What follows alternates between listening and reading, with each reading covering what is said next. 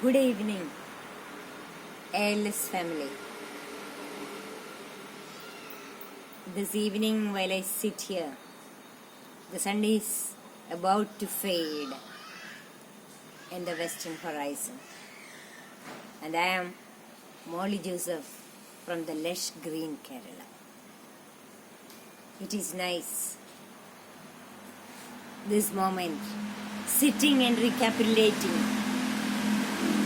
my visit to Bhutan 2 years back. Even now, those memories linger with a kind of sweetness, like the pollen falling from the wings of the butterfly, the fleeting butterfly. Let me start with a few poems on Bhutan. The very morning of Bhutan, while I was sitting at breakfast with the other tourists, looking out at the traffic that is flowing through the road, munching the breakfast, I was thumbing these lines. Here I share it with you, the very first morning. Morning in Bhutan. The pines crusted on mountains around watch alert while the mundane resumes in the morn in the peaceful soil of Bhutan. School, college buses ply with no haste, picking up young, chubby-faced, uniformed, trim future of Bhutan. Life flows with inordinate ease as I watch the balanced flow of traffic carrying men and women out on work. The tense load of the awaiting day, not writ large on their face, each smiling at each. Music fades mellow on my breakfast table. They have left my pals. Time to wind up thumbing. Out to a new world. Out to a new world. Opening wide. Yes, that was my first morn. Now, the guide was there, taking us. It was that young Shering, the tourist guide with so much vivacity, taking us around, telling us the 101 stories about each and everything. We saw the beautiful landscape. We saw the beautiful people there. Here is that poem. Bhutan, azure blue skies, resting on mountain tops, snow-capped, streamlets, silver lines, drawn on slopes, valleys serene, with similar roofed shelters, no vying for architectural monstrosities. Traffic, bare, slow moving, patient for the pedestrian. People, simple, slow, flowing with the flow. Hurry nowhere in their gait gesture.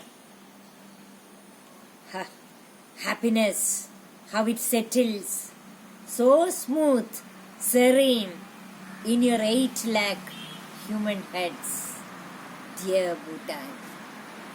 Yes, that was a question. It was a puzzle for me. I wondered at their balanced way of looking at life. And of course, spirituality was there so much. In those Buddhist pagodas, in those important religious places, there were war memorials. There were many places to see. But it was the great Buddha point that actually drew our full attention towards it. And it was a poem that I wrote, transfixed before that great Buddha point where Buddha was watching over the horizons on mountain tops. Here is the poem. O Buddha, the enlightened, I bow before you, begging your grace, sparks of wisdom. Mounted on hilltop, on Bhutan heights, you watch over the slopes and tops where landlocked life flows, human, non-human. The ringing bells, honk clangs of thy pagodas chant thy glory, punctuated by drum beats. You watch, guide and guard our paltry lives.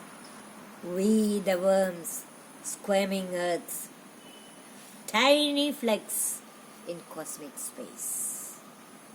O Buddha, your all-seeing eye stretches far, where the finite and the infinite merge. Closing eyes, I squat before you. My spark I get of time standing still. O Buddha, the enlightened, I bow before you, begging your grace, sparks of wisdom. Yes, days quickly flit across. One day, after our wanderings during daytime, it was evening time and it rained in Bhutan. I was watching the rain in Bhutan. We were accommodated on the upper loft of our resort. There was a bay window through which I could watch nature soaked in rain. That was a time when I lost a friend of mine in Kerala. The news came as a sad news.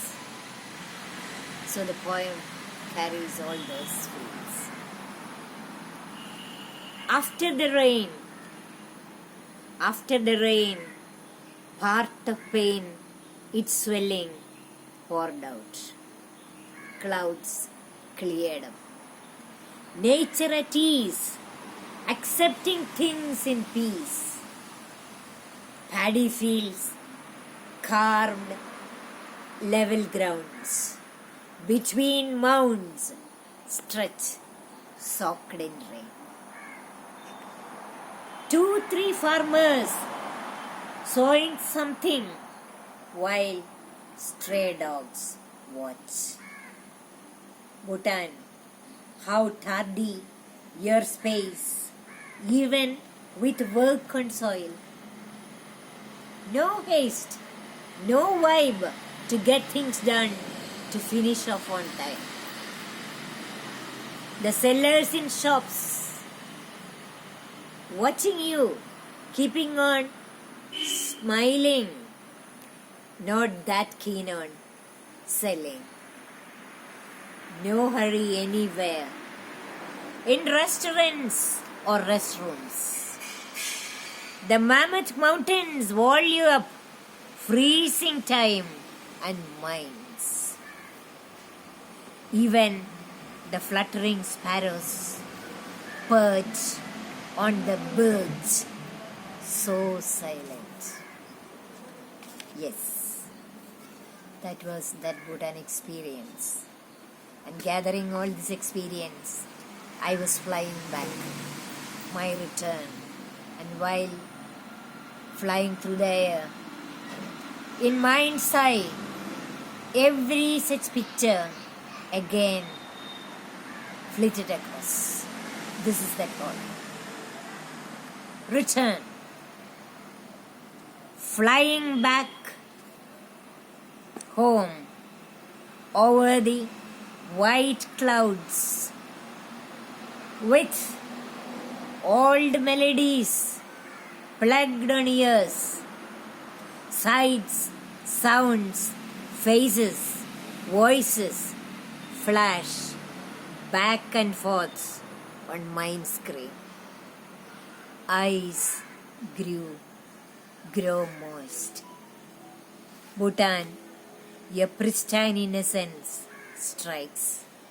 Your raw valleys, mounts, story-lulled monuments, clanging chants circumventing tapestried temples, monks saffron-clad with shaven heads, pagodas, forts in silent communion with skies above, time standing still. Bhutan, your waters so pure, transparent. Cypress trees nod in assent to the whisper of the wind, while clean pebble-laid river banks stretch out so serene. Faces loom so large. The innocent young the guide with 1,000 tales to tell, holding you when you slip, guiding your climb. Karma, the driver, half deaf, serious yet courteous, ushering in, out. My life mate, like shadow, source of strength, traversing together through stones and thorns. The loving ones afar, longing to hear updates of the day. The sorrow that lingers of a loss irretrievable. God, how can I stop the tears that flow, the feel, the flux enveloping life? Here I bow, accepting with grace all that flow.